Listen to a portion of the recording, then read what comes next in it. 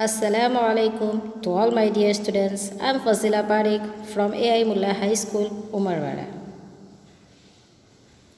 किसी की मुस्कुराहट पर हो निसार, किसी के वास्ते हो तेरे दिल में प्यार, जीना इसी का नाम है, जीना इसी का नाम है।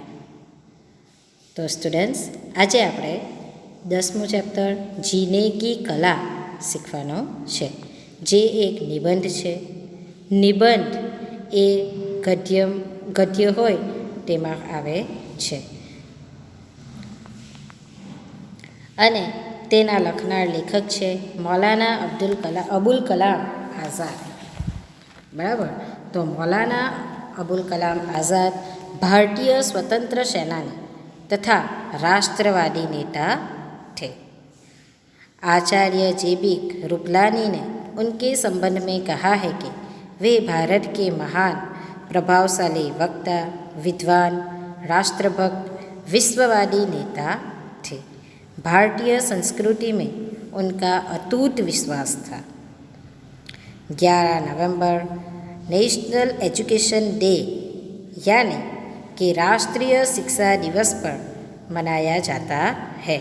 यह देश की बड़ी हस्ती को सम्मान है जिसने आज़ादी की लड़ाई में बढ़ चढ़कर हिस्सा लिया और हिंदू मुस्लिम एकता की नींव रखी।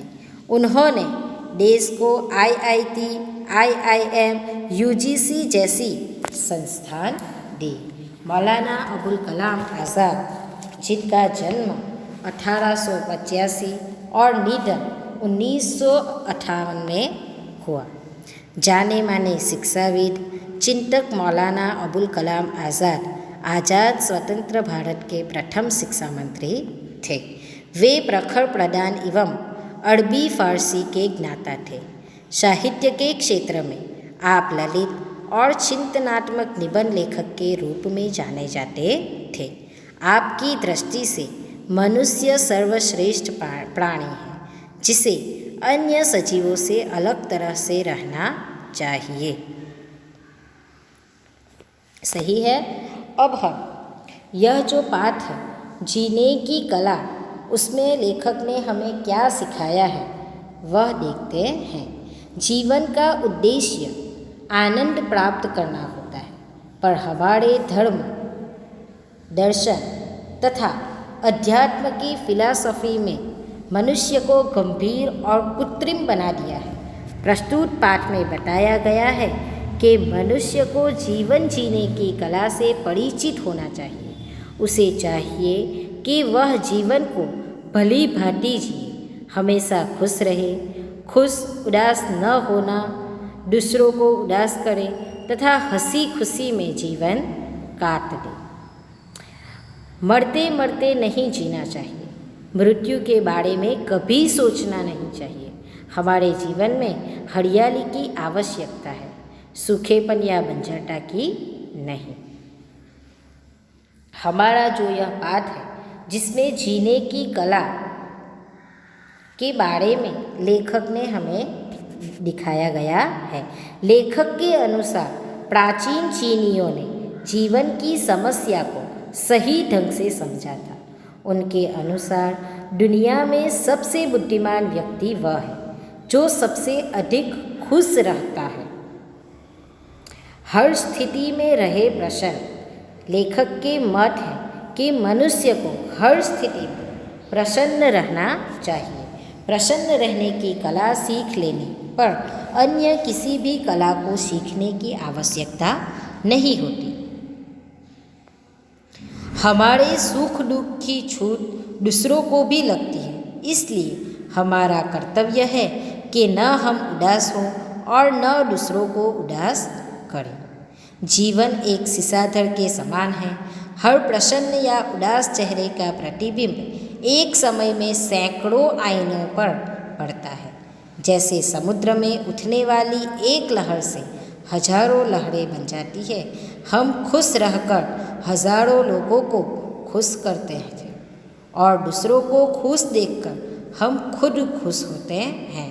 यदि हमारे चारों ओर उदास चेहरे हो तो हमारी अपनी खुशी भी हमें खुश नहीं कर सकती। धर्म, फिलॉसफी और सदाचार ने जीवन की समस्या हल करने की कोशिश की थी, पर खुद उन्हीं पर उल्टा समय हो गया। इसलिए उन पर बुझे दिल और सूखे चेहरे वाले इंसान की छाप लग गई। लोग यह समझने लगे कि जो व्यक्ति जितना बुझा दिल और सूखा चेहरा लेकर फिरता है, वह उतना ज़्यादा धार्मिक, फिलोसोफर और सदाचारी है। और उन्होंने कहा है, जहाँ सूर्य का चमकता हुआ मस्तक, हंसता हुआ चंद्रमा, झिलमिलाते हुए तारों, वृक्षों की हरियाली, पक्षियों का कलरव, बहते पानी की तरंगें तथा खिलते हुए फूलों की शोभा बिखरी हो, वहाँ बुझे हुए दिल और सूखे हुए चेहरों को साथ कोई भी व्यक्ति स्थान नहीं पा सकता। ये सारी वस्तुएं मनुष्य को प्रसन्नता प्रदान करने के साधन है। यह पाठ में हमें जीने की कला सिखाई है। लोग सदा इस खोज में लगे रहते हैं कि जीवन को बड़े बड़े कामों के लिए काम में लाए, मगर वे यह नहीं जानते कि यहाँ सबसे बड़ा काम खुद जीवन है, अर्थात जीवन को हंसी खुशी में काट देना। જુઓ, આ પાઠમાં લેખક આપણને જીવવાની કલા વિશે સમજાવવા માગે છે। શું કે લોકો એવું વિચારે છે કે આપણને જે આ જીવન મળેલું છે તે આપણે મોટા મોટા કામો કરવા માટે મળેલું છે। આપણે આપણા જીવનમાં બધા મોટા મોટા કામો કરવાના છે। એનો મતલબ એ છે કે આપણે આપણું જીવન હસી ખુશીથી કાપવાનું છે। यहाँ इससे ज़्यादा सरल काम कोई नहीं, आनाथी सरल काम बीजू कोई है नहीं कि मर जाइए तो इससे ज़्यादा विकट काम कोई नहीं है कि जीते रहिए। जो शू कहे छे, मरी जईशू सबसे सरल काम मर जाना है, पर जीना सबसे मुश्किल काम है। जिसने यह मुश्किल हल कर ली उसने जीवन की सबसे बड़ी गुत्थी सुलझा दी। जो लेखक शू कहे छे अहींया कि આપણે અહીંયા જીવનની અંદર આપણે જે મોટા મોટા કામો કરવા માટે આવેલા છે, બરાબર, તેમાંથી સૌથી મોટું કામ શું છે? પોતે જીવવું એ આપણું સૌથી મોટું કામ છે। અને સૌથી સરળ કામ છે મૃત્યુ પામવું, મરી જવું। જીવવું એ સૌથી મુશ્કેલ કામ છે, સૌથી સરળ કામ છે મૃત્યુ પામવું। જીવવાની કળા હસી ખુશીથી કાપી નાખવી જોઈએ, બરાબર। જેણે આ મુશ્કેલ કામ પાર કરી દીધું તેના માટે આ ગુથ્થી સુલઝાઈ ગઈ છે। मेरे ख्याल है प्राचीन चीनियों ने जीवन की समस्या को ठीक समझा था। एक प्राचीन चीनी वाक्य में पूछा गया है, दुनिया में सबसे बुद्धिमान आदमी कौन है? फिर जवाब दिया है, जो सबसे ज़्यादा खुश रहता है। इससे हम चीनियों का जीवन संबंधी दृष्टिकोण समझ सकते हैं। जो चीनियों दृष्टिकोण शू है? लेखकना प्रमाणे प्राचीन जे चीनियो है तेओ शू कहे छे, जीवननी समस्या जे छे आपणे तेने जो आपणे सही ढंगथी समझी सकीए ते ज आपणा माटे महान वस्तु छे, बराबर। सौथी वधारे खुश कोण रहे छे? तो शू कहे छे, दुनियामां जे सौथी बुद्धिमान व्यक्ति होय, सबसे ज़्यादा बुद्धिमान कौन है एवं पूछे छे त्यारे तेमने शुं जवाब मळे छे कि जीवन में जे सौथी वधारे खुश रहतुं होय ते जीवन में सौथी वधारे बुद्धिमान व्यक्ति छे, बराबर। आ एमनो जीवन जीववानो दृष्टिकोण हतो। अगर आपने संसार की हर स्थिति में प्रसन्न रहने की कला सीख ली है तो विश्वास कीजिए कि आपने जीवन का सबसे महान काम सीख लिया है। जो शू कहे छे कि तमे संसारनी अंदर खुश रहवानी कला जो सीखी लीधी तो विश्वास करो कि आ कलानी साथे तमे आ कला जीवननी अंदर સૌથી મહાન કામ શીખી લીધું છે। अब इसके बाद इस सवाल की ज़रूरत ही नहीं रही, आपने और क्या क्या सीखा है। खुद भी खुश रहिए और दूसरों को भी कहते रहिए कि अपने चेहरे उदास न होने दें। जो શું કહે છે કે જો તમે આ સવાલની જરૂરત જ પછી નહીં પડશે, જો તમે જીવનની અંદર કલા, ખુશ રહેવાની કલા જો શીખી લીધી તો વિશ્વાસ કરો કે તમારા જીવનમાં આનાથી વધારે મહાન કામ તમે કોઈ શીખ્યું નથી। ત્યાર પછી તમારા જીવનમાં આ પ્રશ્નની જરૂરત જ નહીં પડશે કે તમે જીવનમાં શું શું શીખ્યા છો। તમારે જાતે પણ ખુશ રહેવાનું છે અને બીજાને પણ ખુશ રાખવાનો છે। પોતાનો ચહેરો કદા પણ ઉદાસ રાખવાનો નથી। आजकल के एक फ्रांसीसी लेखक आद्री ग्रीड की एक बात मुझे बहुत भाई, जो उसने अपने आप बीती में लिखी थी। જુઓ અહીંયા એક લેખકની વાત કરેલી છે, ફ્રાન્સીસી લેખક આદ્રી ગ્રીડની વાત કરેલી છે, જેમણે પોતાની આપવીતીમાં એક વાત લખી હતી જે તેમને ખૂબ જ ગમી હતી, તે અહીંયા એમણે બતાવી છે। खुश रहना केवल एक ज़रूरत नहीं है, यह एक नैतिक उत्तरदायित्व भी है। खुश રહેવું એ એક આપણી જરૂરત નથી, પરંતુ આપણી ફરજ પણ છે, આપણું ઉત્તરદાયિત્વ છે કે આપણે ખુશ રહેવું જ જોઈએ। मतलब यह कि हमारे व्यक्तिगत जीवन का प्रभाव अभी तक सीमित नहीं रहता, वह दूसरों को भी पकड़ता है। या यूँ कहिए कि हमारे सुख दुख की छूट दूसरों को भी लगती है। इसलिए हमारा कर्तव्य है कि न आप उदास हो न दूसरों को उदास करें। जो અહીંયા લેખક કહે છે કે બીજાને આપણે જીવનની અંદર ખુશ રહેવું તો આપણે બીજાને ખુશ રાખીશું, બરાબર। આપણા જીવનનો મતલબ ખાલી એમ કે એટલો જ નથી કે અહીંયા સુધી જ છે, જીવન કા પ્રભાવ અભી તક સીમિત નહીં હે, ખાલી આપણા સુધી જ નથી, આપણી સાથે બીજાઓ પણ જોડાયેલા છે। જો આપણે ખુશ નહીં રહેવું તો બીજાને આપણે ખુશ રાખી શકીશું નહીં। અહીંયા આપણે ખાલી આપણા ઘરની જ વાત કરીએ કે જો એક બાળક પોતે નારાજ થઈ જાય તો તેના ઘરમાં બધા એની પાછળ આગળ પાછળ ફરતા થઈ જાય અને બધા દુઃખી થઈને ફરતા હોય છે, ખુશથી પોતાનો જીવ એ કરી શકતા નથી, દિવસ પસાર કરી શકતા નથી। કેમ? કારણ કે તે લોકો બધાને પેલા એક બાળકની ચિંતા હોય છે કે એને શું થયું હશે, શા માટે આવી રીતે નારાજ છે, વગેરે વગેરે જેવું, બરાબર। તો આપણું કર્તવ્ય શું છે? આપણું કર્તવ્ય એ છે કે આપણે પોતે ખુશ રહેવાનું છે અને બીજાને પણ ખુશ રાખવાનું છે। આપણું કર્તવ્ય એ છે કે આપણે ઉદાસ થવાનું નથી અને બીજાને ઉદાસ કરવાનું નથી। हमारा जीवन एक शीशाधर है, यहाँ हर चेहरे का प्रतिबिंब एक ही समय में सैकड़ों शीशों पर पड़ता है। अगर एक चेहरे पर भी छाया आ गई तो वह छाया सैकड़ों चेहरों पर छा जाएगी। जो આપણો ચહેરો શું છે? शीशाधर છે, એટલે કે એક આઈના જેવો છે, બરાબર। દિવાળો પર શીશે ચડ્યો, એક આઈના જેવો છે આપણો ચહેરો। કેવો છે? આઈના જેવો છે, જેના ઉપર અનેક આઈનાઓને પ્રતિબિંબ, આઈનાની અંદર આપણને પ્રતિબિંબ દેખાય ને આપણું પોતાનું, આપણે આઈનાના સામે ઊભા રહીએ તો આપણને આપણું પોતાનું પ્રતિબિંબ દેખાય। તો તેવી જ રીતે આપણા ચહેરાના ઉપર આપણા દુઃખ જે હોય તે બધા આપણા ચહેરાના ઉપર દેખાવા લાગે છે। અગર એક ચહેરે પર ભી છાયા આ ગઈ, અગર આપણા દુઃખની એ બીજાના ઉપર જરાક પર જતી રહે તો તે બીજા 1000 ચહેરાઓને पर જોવા મળી શકે છે। हम में से किसी आदमी का जीवन उसकी अपनी व्यक्तिगत जायदाद नहीं है। આપણામાંથી કોઈનું પણ જીવન, તમારું હોય કે મારું હોય કે બીજા કોઈ સર ટીચરનું હોય કે દુનિયામાં ગમે તેનું હોય, આપણી પોતાની જાયદાદ નથી, આપણું જીવન આપણી જાયદાદ નથી। हर आदमी पूर्ण संग्रह का अंश है। दरिया में एक लहर अकेली उठती है मगर उस एक ही लहर से अनगिनत लहरें बन जाती है। जो અહીંયા તમને દરિયાનું ઉદાહરણ આપીને સમજાવેલું છે કે દરિયાની અંદર એક લહેર ઉઠે છે અને એક લહેરની સાથે બીજી અનગણિત લહેર બની જતી હોય છે।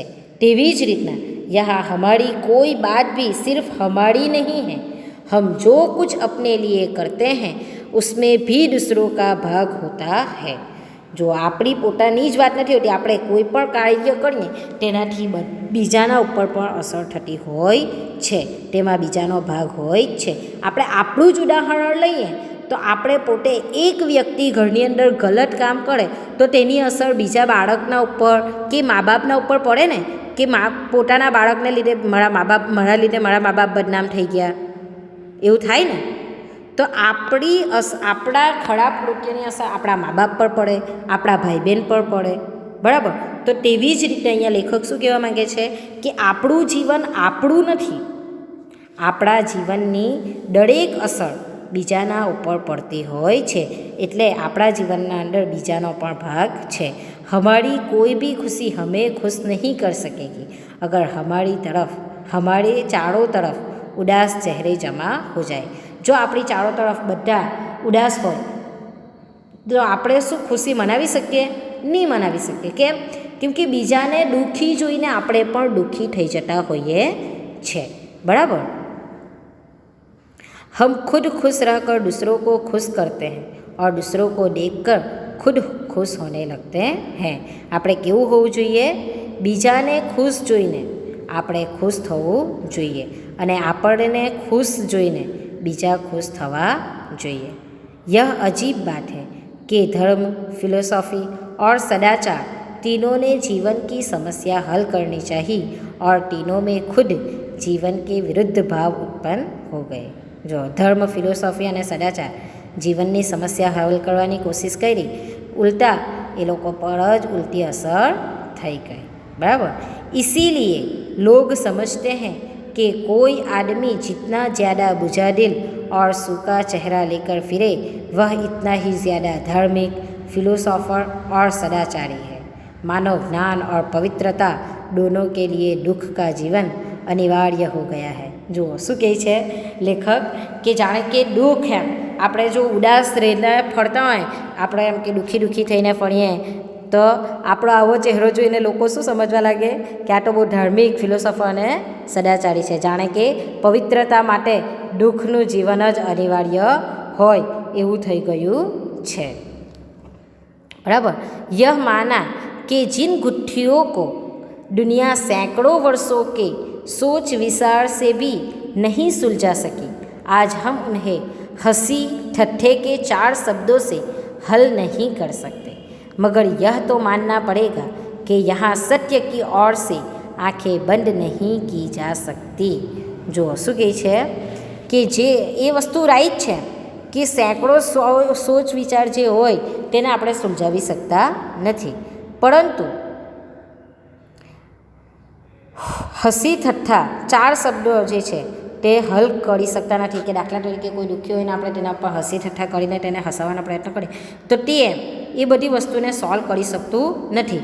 પણ મગર યહ તો માનના પડેગા કે યહાં સત્ય કી ઓર મેં આંखें બંધ નહીં કી જા सकती, સત્ય તરફ આંખો બંધ કરી શકાતી નથી. एक भक्त, एक साधु, एक फिलोसोफर का सूखा चेहरा बनाकर हम उस चित्र में नहीं खप सकते जो प्रकृति के विश्वकर्मा हाथों ने यहाँ खींच दिया है. જો શું કહે છે, એક ભક્ત બને એટલે કે દુઃખી થઈને એમ કે આ ભક્ત છે, સાધુ છે, ફિલોસોફર છે, એવા ચહેરાની અંદર, એવા ચિત્રની અંદર આપણે ખપી શકતા નથી. જે પ્રકૃતિએ એવો ચહેરો બનાવી દીધો છે, ખેંચેલો છે, તેની અંદર આપણે ફિટ થઈ શકતા નથી. जिस चित्र में सूरज का चमकता हुआ मस्तक, चांद का हंसता हुआ चेहरा, तारों की झलमलाती हुई आँखें, पेड़ों का नृत्य, पंछियों का संगीत, बहते हुए पानी की तरंगे, खिलते हुए फूलों की बहारें अपनी शोभा दिखा रही है, वहाँ हम एक बुझे हुए दिल और सूखे हुए चेहरे के साथ स्थान नहीं पा सकते. जो શું કહે છે, સૂર્યના ચમકતા હુआ મસ્તકની સામે હસતા હુआ ચંદ્રમા, ઝિલમિલાતે તાળે, વૃક્ષોની હરિયાળી, પક્ષીઓનો કલરવ, વહેતું પાણી, આ બધાના તરંગોની અંદર ખીલતા હુआ ફૂલો, આ બધી જે વસ્તુઓ છે તેના સામે સૂખા હુआ ચહેરાનું કોઈ સ્થાન હોતું નથી. તે વ્યક્તિ કોઈ स्थान पामी सकतो नहीं. प्रकृति की इस रूप सभा में तो वही जीवन सज सकता है जो अपने वक्ष में दमकता हुआ दिल और चेहरे पर चमकती हुई आँखें रखता हो। શું કહે છે? પ્રકૃતિનું જે આ વર્ણન કરેલું છે कि चमकता हुआ सूरज का मस्तक, हंसता हुआ चंद्रमा, झिलमिलाते तारे, वृक्षों की हरियाली, पक्षियों का कलरव, बहता हुआ पानी, खिलते हुए फूल, यह जो प्रकृति का वर्णन है वहाँ पर कौन सज सकता है? जो जिसका दिल और चेहरा चमकता हुआ रहता हो, आँखें चमकती हुई हो, वो वहाँ पर रह सकता है, उसका जीवन वहाँ सज सकता है। जो चांदनी में चांद की तरह निखर कर, तारों की छाह में तारों की तरह चमक कर, फूलों की क्यारी में फूलों की तरह खिलकर अपना स्थान ले सकता है। એટલે કે દરેક જગ્યાએ પોતાનું સ્થાન તે હસી ખુશીથી લઈ શકતો હોય તેવા જ વ્યક્તિનું જીવન અહીંયા કામનું છે। એટલે કે ચાંદનીની જેમ તે પોતે ચમકતો હોય, તારાની છાવની અંદર તારાની तरह ચમકદાર બની જાય, ફૂલોની ક્યારામાં ફૂલોની तरह ખીલી જાય, તેવા જ વ્યક્તિઓ ત્યાં સ્થાન પામી શકે છે। सूखे हुए चेहरों का वहाँ पर कोई स्थान नहीं। आ दरेक वस्तुओं मनुष्यनी प्रसन्नता प्रदान करवाना साधन है। એટલે કે આ લેખકનો ઉદ્દેશ્ય ફક્ત એટલો જ છે કે જીવનની અંદર આપણો ઉદ્દેશ્ય એવો જ હોવો જોઈએ જેનાથી આપણને આનંદ પ્રાપ્ત થાય। આપણે ધર્મ, દર્શન અને અધ્યાત્મના ગહનમાં દર્શનની અંદર કૃત્રિમ બની જાય તેવું નહીં થાય। આ પાઠની અંદર લેખક એટલું જ કહેવા માગે છે કે મનુષ્યનું જીવન જીવવાની કલા થી તે પરિચિત હોવો જોઈએ। જીવનમાં હંમેશા તે ખુશ રહેવો જોઈએ, ઉદાસ રહેવો જોઈએ નહીં, અને ખુશની સાથે સાથે બીજાને પણ ખુશીઓ આપવી જોઈએ, બીજાને ઉદાસી આપવી જોઈએ નહીં। આટલું જ આપણને આ જીને કી કલા નિબંધની અંદર શીખવ્યું છે। Thank you students.